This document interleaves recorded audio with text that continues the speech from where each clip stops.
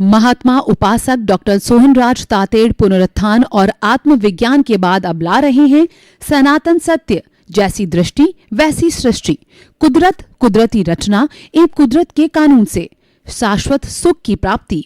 Log in करें www.drsohanrajtated.com, YouTube channel doctor Sohanraj Tated, play store से download करें mobile app doctor Sohanraj Tated.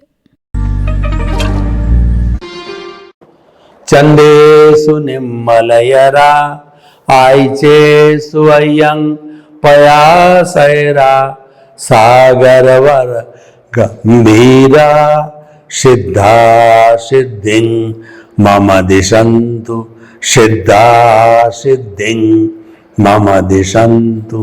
हे मेरे भीतर विराजमान शुद्ध आत्मा भगवान, मेरे खुदा, मेरे भगवान, मेरे ईश्वर, मेरे आराध्य, मेरे सर्वे सर्वा, आप अनंत ज्ञान, अनंत दर्शन, अनंत शक्ति, अनंत सुख का धाम हो। आप सागर के समान गहरे हो, हिमालय के समान विशाल हो। आप रिद्धि सिद्धि प्रदाता हो, आप मुक्ति प्रदाता हो। मुझे आप मुक्ति की ओर प्रयाण करावें, ऐसी कृपा करो, शक्ति दो, जागृति दो, आशीर्वाद दो। भाई और बहनों, मातृशक्ति को नमन। आज का हमारा अति उत्तम विषय भाग्य बड़ा या पुरुषार्थ। वास्तव में भाग्य और पुरुषार्थ एक सिक्के के दो पहलू हैं और कॉम्प्लीमेंट्री है, एक दूसरे को सपोर्ट करते हैं, एक दूसरे में बदलते हैं। जब कभी भी क्रिकेट का मैच खेला जाता है तो सिक्के को उछाला जाता है, चित पुट जैसी शर्त होती है, उसी के अनुसार तो हम कहना चाहते हैं कि ऐसी कोई भी सतह नहीं है जिसके की एक ही हिस्सा होता है, उसके दोनों पहलू होते हैं। सिक्का दोनों तरह का, दोनों तरफ उसके होते हैं। तो ऐसा नहीं होता है कि केवल भाग्य ही हो और पुरुषार्थ हो ही नहीं। अगर आपने अर्जन किया ही नहीं है कोई चीज का, तो आप किस तरीके से जो है प्राप्ति कर सकते हो? आपने पुरुषार्थ किया ही नहीं है तो भाग्य कैसे बनेगा? आपने काम किया ही नहीं है तो आपको नौकरी कैसे मिलेगी या आपको जो है लाभ कैसे होगा? तो कुल मिलाकर के भाग्य और पुरुषार्थ हम कहना चाहते हैं दोनों एक ही है। आज का पुरुषार्थ आने वाले कल का भाग्य बनेगा और आज जो हम भाग्य को खा रहे हैं, भुना रहे हैं, सुख भोग रहे हैं, दुख भोग रहे हैं, वो बीते कल, पास्ट का जो है वो हमारा पुरुषार्थ है। तो ये भूत भविष्य वर्तमान जो है ये इसकी साइकिल चलती रहती है। आज हम उसका भुगतान कर रहे हैं और भूत और भविष्य के अंदर वो हम अर्जन करते जाएंगे, वह पुरुषार्थ है। देखिए, पुरुषार्थ भी दो तरह का होता है, एक रिलेटिव पुरुषार्थ और एक रियल पुरुषार्थ। आज दुनिया में पुरुषार्थ का डंका बज रहा है। हर व्यक्ति ये कहता है मुझे दुनिया का नंबर 1 व्यक्ति बनना है, मेरे को कंपटीशन में फर्स्ट आना है, मुझे जो है मंत्री बनना है, मुझे कुबेरपति बनना है, मुझे अच्छा cricketer, engineer, doctor, chartered accountant बनना। ये व्यक्ति की एम्बिशंस है। एम्बिशन होना कोई बुरा नहीं है, परंतु आप एक लक्ष्य बनाओ। देखिए, ऐसा कहा जाता है कि jack of all master of none. यानी आप किसी एक चीज के एक्सपर्ट नहीं बन करके और थोड़ी थोड़ी जानकारी हरेक की रखो तो उससे आपको लाभ नहीं होता है। मान लीजिए 100 फुट के ऊपर पानी है और एक व्यक्ति 10-10 फुट के 10 गड्ढे खोद करके नाप करता है कि मैंने तो 100 फुट खोद दिया, वह सही है, लेकिन वो कहता पानी नहीं आया। आपको एक ही स्थान पर 100 फुट खोदना पड़ेगा तब पानी आएगा। इसका अर्थ यह हुआ आपको सम्यक पुरुषार्थ करना पड़ेगा। देखिए कि हम आपको सिद्धांत देते हैं, हमारा रियल और रिलेटिव की पुरुषार्थ की जो है आपको हम पूरी थ्योरी बताते हैं और ये बात हम आपको निश्चित कर देते हैं कि पुरुषार्थ का कन्वर्शन भाग्य है और भाग्य जो है वही भोगने के बाद में पुरुषार्थ बनता है। तो ये चलता रहता है। तो रिलेटिव रियल पुरुषार्थ क्या है कि हम जो जन्म से मृत्यु के बीच के अंदर जो भाग्य का खा रहे हैं, यानी कि जो मन वचन काया की बैटरियां डिस्चार्ज हो रही है और हमारे कहना चाहिए रिश्ते नाते पद परिवार संपत्ति धन दौलत जिनका सब चीजों का भोग कर रहे हैं वह हमारा उदय काल है। और उदय काल जो है ये हमारे पिछले जन्म के पुरुषार्थ की वजह से उदय काल बना और ये उदय काल है हमारा भाग्य है।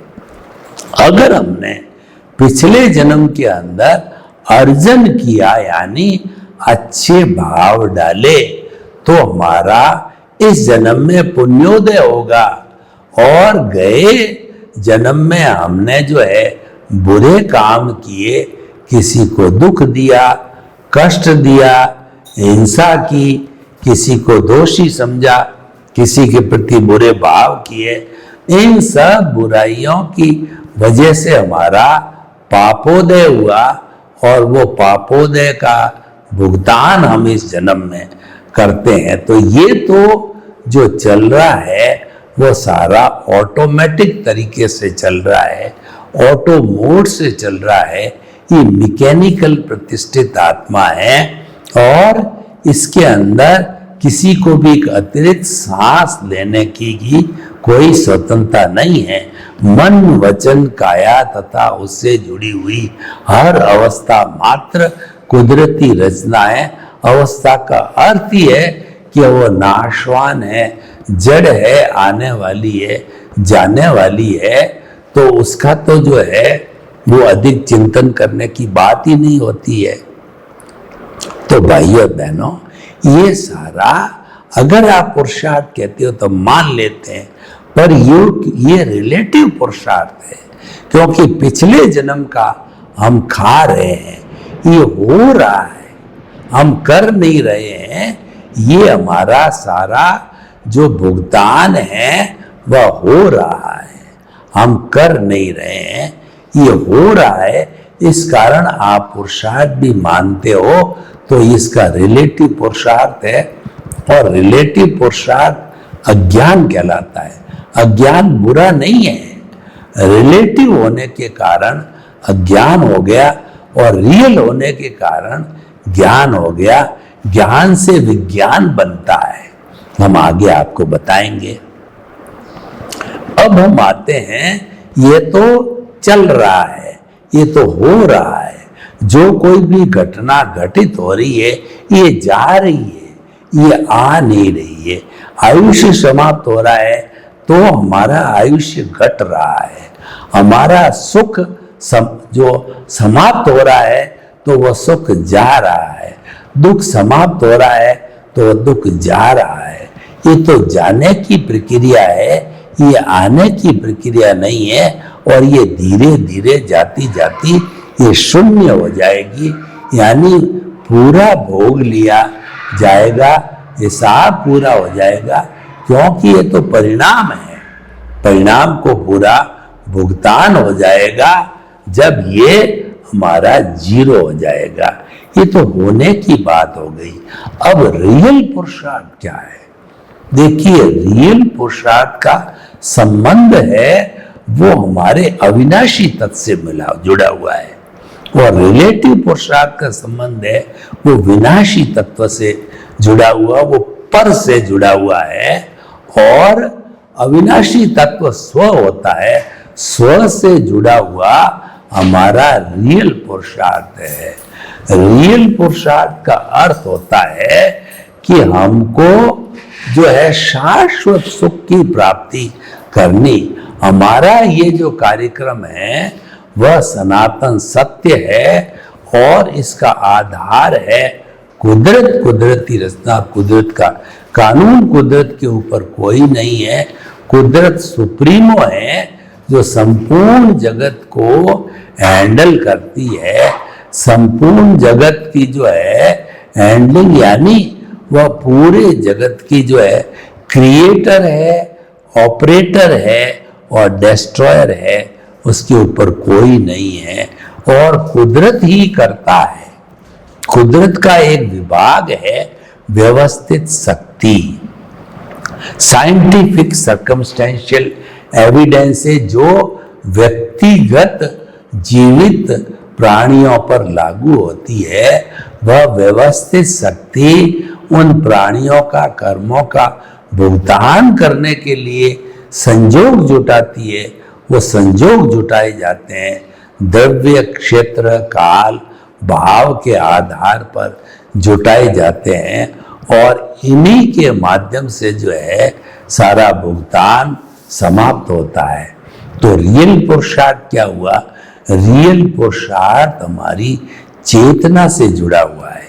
चेतना पर हमारे जो कुदरत का कानून लागू नहीं होता है। कुदरत का कानून तो जड़ पे लागू होता है। चेतना खुद बादशाह है, चेतना खुद राजा है, चेतना खुदा है, चेतना भगवान है, चेतना ईश्वर है।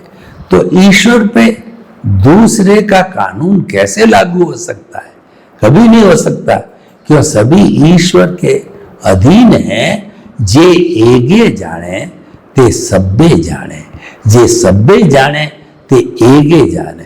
जिसने ब्रह्मांड के सर्वशक्तिमान आत्म तत्व को जान लिया, उसने संपूर्ण ब्रह्मांड को जान लिया। किसी व्यक्ति ने संपूर्ण ब्रह्मांड को जान लिया और उसका प्रतिबिंब देखना चाहता है तो वो आत्मा में देख सकता है। कहा भी गया है, जे पिंडे ते ब्रह्मांडे, जे ब्रह्मांडे ते पिंडे। इतना बड़ा ब्रह्मांड विशाल, उसकी हम कैसे प्रक्रिया करें, उसको हम कैसे जाने?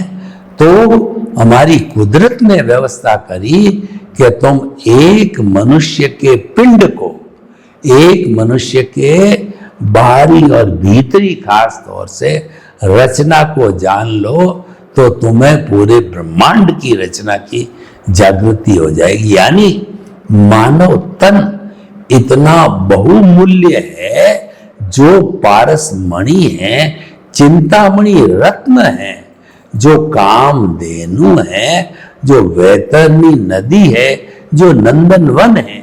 यानी इस दुनिया की सर्वश्रेष्ठ कोई वस्तु है तो वह हमारी आत्मा है, क्योंकि वह सर्वशक्तिमान होती है।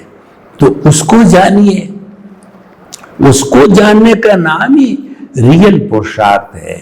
यानी कि जो हो रहा है ये तो रिलेटिव पुरुषार्थ है, और आप जो खुदा हो, जिसकी ताकत से मैं बोल रहा हूं, हाथ हिला रहा हूं, आंखें टिमटिमा रही है, वह ताकत जो है मेरे भीतर विराजमान प्रभु की ताकत है।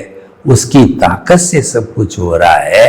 तो उसको जानना, उसको मानना, उसका वार्तालाप करना, उसका जो है इंट्रोस्पेक्शन करना, उसका रियलाइज करना, उसको पहचानना, उसके करीब जाना, यानी मैं और मेरा भगवान। आप भीतरी दुनिया में चले जाइए, उस भीतरी दुनिया में आपका कितना ही क्लोज का व्यक्ति, आपकी धर्मपत्नी भी क्यों नहीं हो, कोई परिंदा भीतर के जगत में पर नहीं मार सकता। आप और आपका प्रभु है। आप वार्तालाप कीजिए, वादा कीजिए, संकल्प कीजिए, एक दूसरे को शक्ति प्राप्त कीजिए और आगे बढ़िए। आगे बढ़कर के लक्ष्य बनाइए कि मुक्ति को प्राप्त होना है, खुदा बनना है। खुदा बनने का अर्थ क्या हुआ कि शाश्वत सुख को प्राप्त करना है, सिद्ध शिला में विराजमान होना है। शाश्वत सुख ऐसा होता है कि जिसके बाद कभी दुख आता ही नहीं है, वह शाश्वत सुख है। ऐसी स्थिति का निर्माण हमको करना है। तो ये सारा जो है रियल पुरुषार्थ है। तो हम आपको बताना चाहते हैं कि पुरुषार्थ से भाग्य बनता है और भाग्य से पुरुषार्थ होता है। कैसे होता है भाग्य से पुरुषार्थ? पिछले जन्म का भाग्य है वो आज मेरे उदय में आया, तो उदय में आने के बाद में वह पुरुषार्थ करवाता है।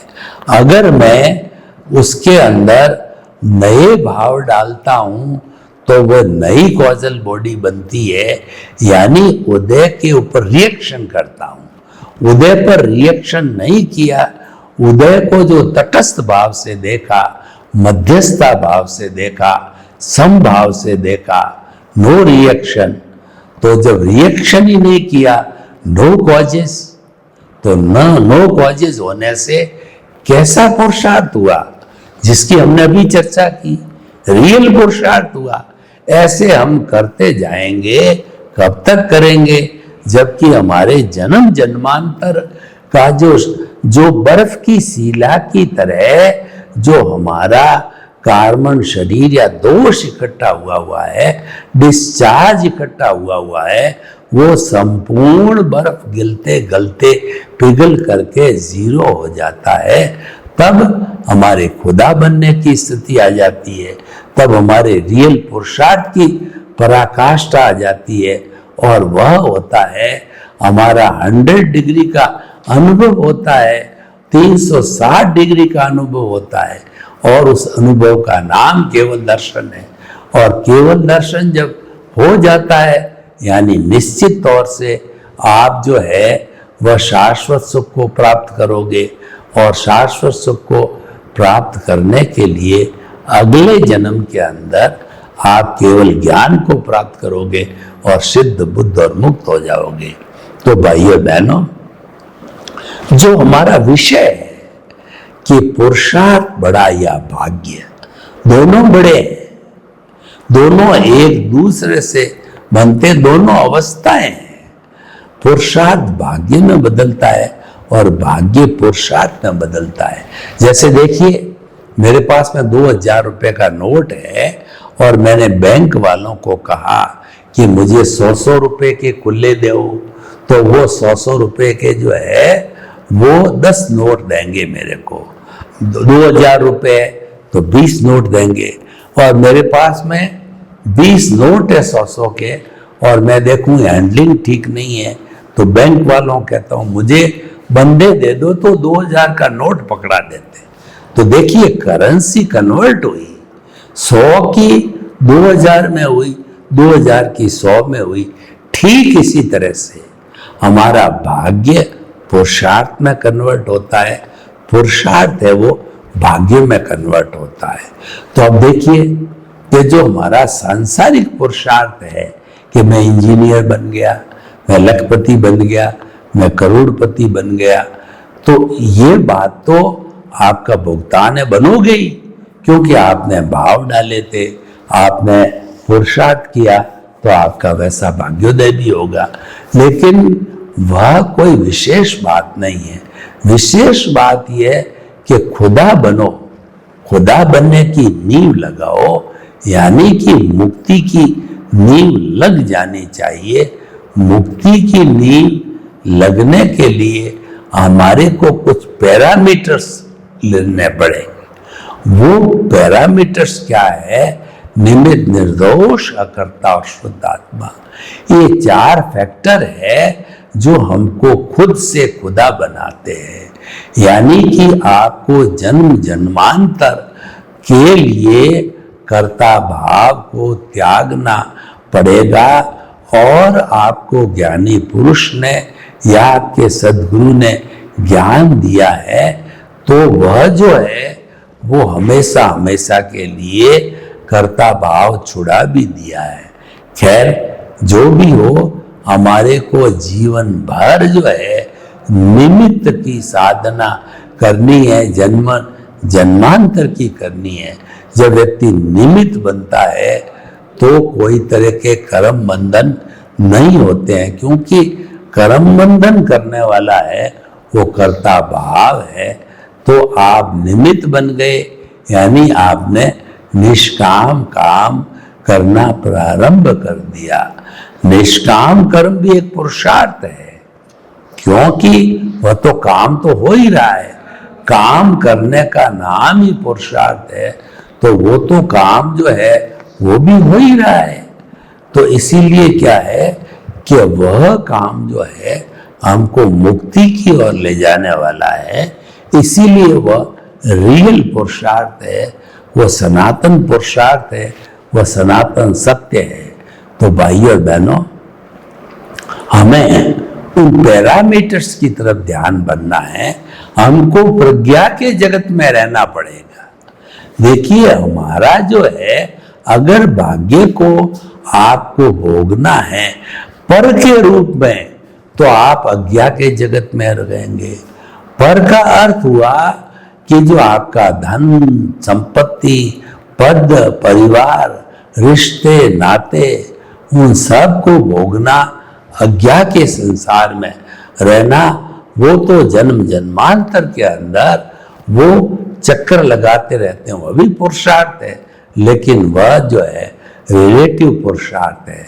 तो हमको मनुष्य जीवन मिला है, तो मनुष्य एक ऐसा प्राणी है कि वो रियल पुरुषार्थ का लक्ष्य बना सकता है, दूसरा नहीं बना सकता है। एक भैंस है, भैंस के अगर के मैं आगे जाकर कोई बीन बजाऊं तो उसका कोई अर्थ नहीं होता है। तो इसीलिए ये जो भाग्य पुरुषार्थ की बातें हैं, ये खुद खुदा की बातें, ये स्व पर की बातें, ये इंसान से ही की जाती है, जिसका नाम सत्संग कहलाता है। और जब ये बात इंसान पकड़ लेता है कि मुझे स्व के जगत में रहना है, पर जगत मेरा साधन है, स्व है मेरा साध्य है, जब वो इस दिशा में पुरुषार्थ करने लगता है, तो वह रियल पुरुषार्थ है। और वह पुरुषार्थ हमको मुक्ति धाम की ओर ले जाने वाला होता है, क्योंकि ये सारी बातें मानव जीवन में होती है। मुक्त भी केवल मानव हो सकता है, तो दूसरे जन्म का तो प्रश्न ही नहीं है। हमको इसी जन्म में ऐसी नींव लगा देनी चाहिए, क्योंकि कल कभी आए या न आए कोई पता नहीं, अगली सांस आए या न आए कोई पता नहीं है। कोई व्यक्ति ये गारंटी नहीं ले सकता कि मैं तो पूरे 100 वर्ष जीऊंगा ही, क्योंकि वो तो आयुष्य के अधीन है, वो तो कर्मों के अधीन है। इसी क्षण भी आपका अंतिम सांस हो सकती है, किसी की भी हो सकती है। तो इसीलिए हमें जितना भी हमारी जानकारी में है, उस जानकारी के अंदर हमको रियल पुरुषार्थ के पाले में रहना चाहिए, हमको चेतना के पाले में रहना चाहिए, हमको खुदा के पाले में रहना चाहिए, हमको स्व के पाले में रहना चाहिए। पर का जो पाला है वह तो हमारा भाग्य है, उदय है, और वह भुगतान है। सर्वे भवन्तु सुखिनः, सर्वे सन्तु निरामया। लोक के सब जीवों को सुख मिले, शांति मिले, आनंद मिले, प्रेम मिले, सौहार्द मिले, और सभी हिल मिल करके हम वसुधैव कुटुंबकम की स्थापना धरती पर करें। आपके प्रति मंगल भाव। ओम शांति। महात्मा उपासक डॉक्टर सोहनराज तातेड़ पुनरुत्थान और आत्मविज्ञान के बाद अब ला रहे हैं सनातन सत्य, जैसी दृष्टि वैसी सृष्टि, कुदरत, कुदरती रचना एवं कुदरत के कानून से शाश्वत सुख की प्राप्ति। लॉग इन करें www.drsohanrajtated.com, YouTube channel doctor Sohanraj Tated, play store से डाउनलोड करें mobile app doctor Sohanraj Tated.